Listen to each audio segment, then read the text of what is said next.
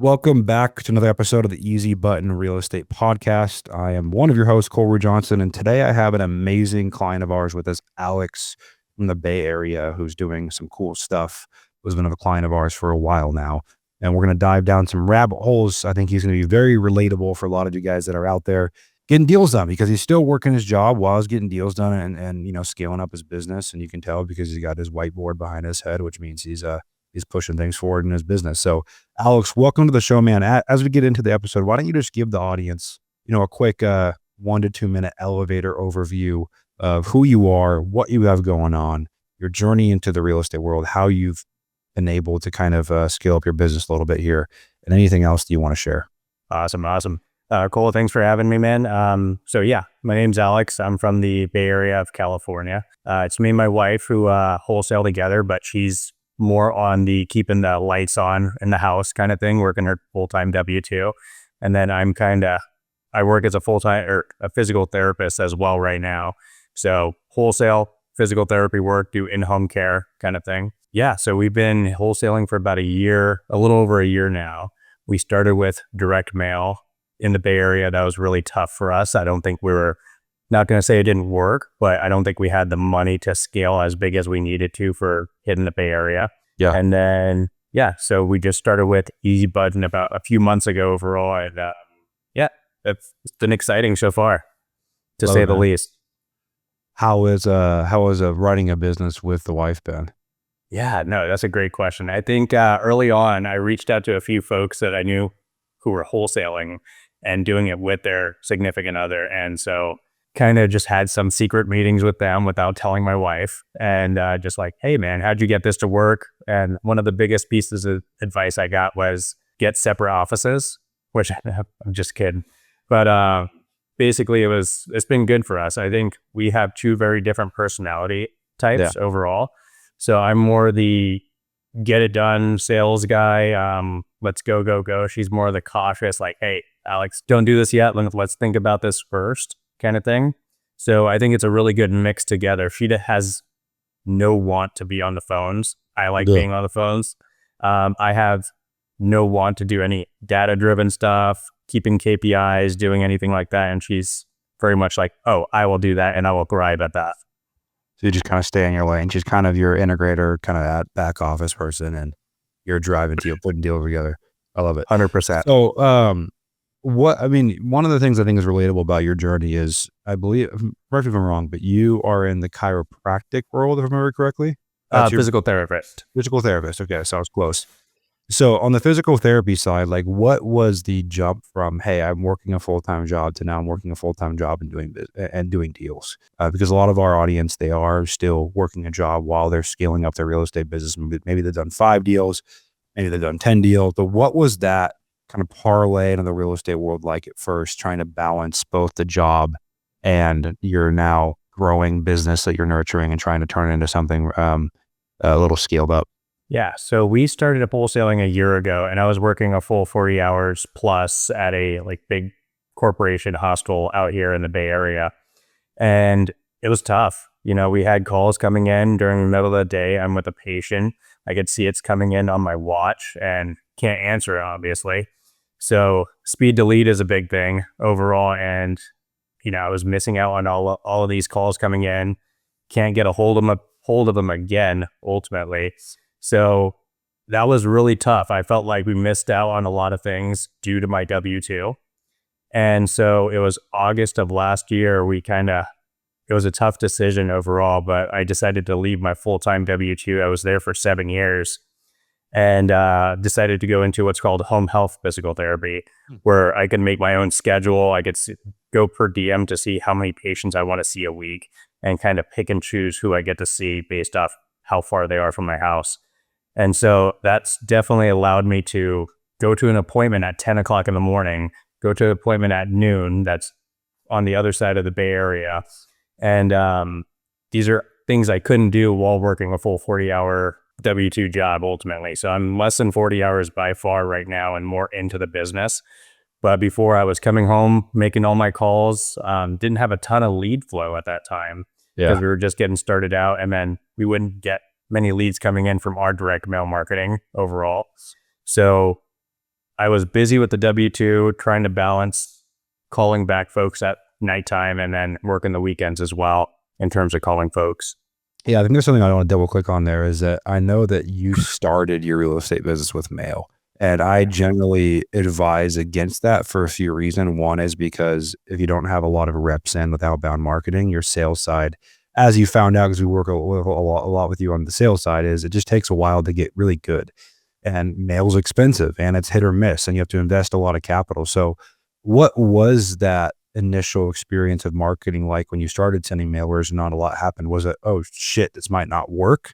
Or what was the thought process? Because a lot of people, they get in this business, they go to some kind of big home, fortune builders or something. They start sending out mail, nothing comes in.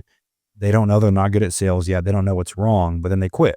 Right. So what was that journey like through, hey, we're going to get into this. We're going to send some mail. Oh crap, maybe this isn't going to work. Like, what was that overall cycle like for you as you got into it, started sending mailers? My guess is went to bed at night often defeated. Like, what, walk me through all that. Yeah. So month one that we sent out mail, I think we got 4 leads and I was juiced. I was like, oh, sweet. We got 4 leads. This is awesome. And By leads, you mean they were calling in? yes, correct. So either to take me off the list, and I think 3 Yeah. of them were take me off the list, and the one was like, hey, come check out the house kind of And thing. what'd you spend that month? That one was, gosh, I think we started slow. So we started at like 4,000 a month. And then we were like, okay, it's not working. We're not getting enough lead flow. Let's move up to 8,000. So that first And month you spent 4,000 for one real lead. yeah, yeah. It's insane. All right. So we did have a big amount saved up of money to use for the business, but we saw that dwindle down very quickly over the That happens months, quick. Yeah. So with direct mail, what I think your question was like, how was it kind of seeing that you didn't have many leads coming in? What was your experience with that? So first month, 4 leads came in, 1 real lead. Next month, a few more. And we just were not getting any at-bats whatsoever, as many as I wanted at least. So they would all our mail would hit at one time. I'd have a week where I'm somewhat busy, not really. And then I'd have 3 weeks of radio silence for the most part. And so it's almost like starting over each month with your skills of talking to sellers, because I'm not getting that everyday rep. I'm not being able to practice every single day like I am right now. And let me ask you this, because I know now you're a client of ours. Like, for people out there listening, how important are at bats and being able to get the reps in for sales as you chase your first 10, 20, 30 deals? How important is that to have consistent at bats? Oh, 100%. Absolutely needed at this point, especially early on, because it's just like learning any other type of skill. If you do it once a month, you're not going to get good at it. But if you focus on it every single day and it's consistently happening, consistently practicing, you're going to get better. You're going to get more reps, and it's going to force you to get better ultimately. So without that, I don't think I'd be even where I am right now, a few months after starting with you guys ultimately. How did you hear about Easy Button? What were you skeptical of? What were you excited about? What ended up letting you make the decision to work with us? And how has your general experience been so far after going from kind of mail and struggling to then not only having the lead flow now, but also having the support on the sales and kind of operation side of building the business up? Yeah. So we heard of Easy Button. I think I followed your podcast when I first started getting into wholesaling, and I was just listening overall, just kind of hearing your thoughts on the business, everything like that. We joined another mastermind before, and they were great. Mike and Dan, nothing but great things to say about them. Yeah. And ultimately, I think you went on Brandon Turner's podcast. I can't remember how long ago it was. It was more recent. I don't want to say recently, but within the last six months or so. Better Life One? Yeah, that one. Yeah, that released. I think that released in like January. Yeah, I think that sounds about right. So I listened to that one, and you had a lot of great information on cold calling and everything like that. And we had used cold callers in the past with very little success. And now that I'm looking back, I'm like, okay, I think a lot of it was also not having the sales background or knowing what to do to close these leads as well, which is what we're getting with Easy Button right now, is being able to get that one-on-one coaching with Tyler right now. I think that's huge for me, because we were missing it. I don't think it was cold calling that didn't work. I think it was me that didn't work ultimately, if that makes sense, you know? Yeah. And what has changed now where you feel like it is working? Like, what is your approach? What is your psychological frame? Like, how are you approaching real estate marketing and sales in general now that's different? That's letting you start to see some wins. Yeah. So I think first off, the leads coming in is a big, having the at bats is huge. Being able to get consistent lead flow is a big part of being able to get those reps. But also, I didn't know what a sales process was when I Yeah. first started. I, Of I course, was and like, that doesn't, you're not walking into physical therapy and like going through a sales process to sell someone on letting you work with them, right? It's like, hey, the hospital told me that you're effed up, and like I'm going to help you.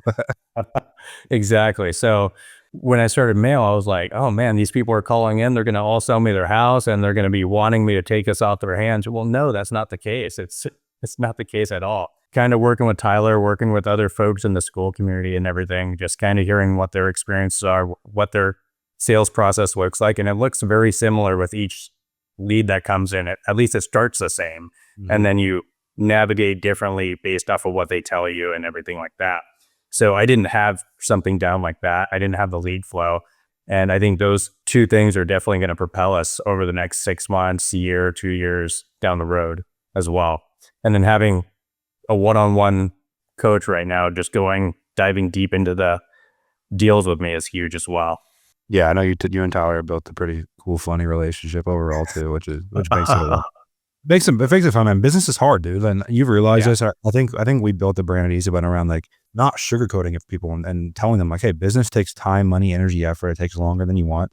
You sacrifice more than you think." Like, it's not a unless you scam people and manipulate people, it takes time to get good at business and do it ethically and morally and all the things, right? So it's fun to have those people that can kinda help you, trudge along when the going gets tough, which it does for everyone, no matter how big or how experienced you are in business. So let's dive a little deeper into this. So now, what are your goals for the next 6 months? Now you have lead flow. I know you're scaling it up. You have some sales support. You're talking to a lot of sellers. What 6 months from now, we were sitting here February, March of 2026, and I said, Alex, were the last 6 months a win for you? What has to happen for you in the next 6 months for you to sit there and go, yeah, I freaking crushed the last 6 months, Cole? Yeah, I think consistent deals closing ultimately. So we want to be able to get to 1 to 2 deals a month right now. We are increasing our marketing starting tomorrow, actually. So we're going into 100 leads a month at this point, and being able to close 1 to 2 deals a month moving forward would be successful for us. In terms of revenue, I have no idea what that looks like. We had a goal starting this year that, hey, we want to make $250,000, right? We are not on track for that right now, but it's the Bay Area. One deal can close that, can get you very close to that ultimately. So I think our 250 goal would be a big win for us to close the year. And then my other goal right now is to basically leave physical therapy completely at this time, Yeah. and then just focus on the business overall. Yeah, I love that, man. I mean, it's a big leap. We've seen a lot of clients do it, and it's where business gets a lot of fun. There's a point the point to do it, I think, is one, you have plenty of living expenses saved up. Sounds like you and your wife have a good setup where she's also working, and you're able to make sure things are good there. But the other side of this is you feel like that you're losing money in your business because you're working your job. That's the point where you kind of go like, ah, shit, like that's where it becomes very logical to make that jump. That's all good stuff, man. So just next 6 months to summarize, you guys are doing 1 to 2 deals a month. You guys are already scaling your marketing, and things just get more and more consistent for you. Bank account piles up. You guys buy a yacht and a Lamborghini, that kind of stuff. Nothing too crazy, right? Um, Just one. just one yacht or Yeah, one just Lamborghini, one of each. one of each. Yeah. Yeah, yeah. Just crazy, right?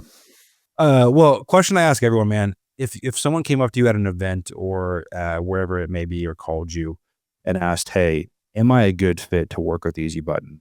Who do you think is a good client for Easy Button, or someone that you'd say, "Yeah, you probably are a good fit for to work with Easy Button?" And who are the people that you would say, "No, I don't know if this is for you, or if you would be the right fit to work with Easy Button?" So yeah, I thought of this question. I've heard you ask it on other podcasts, and I really thought about this pretty hard. You know, the first part that comes to mind immediately is the absolute beginner.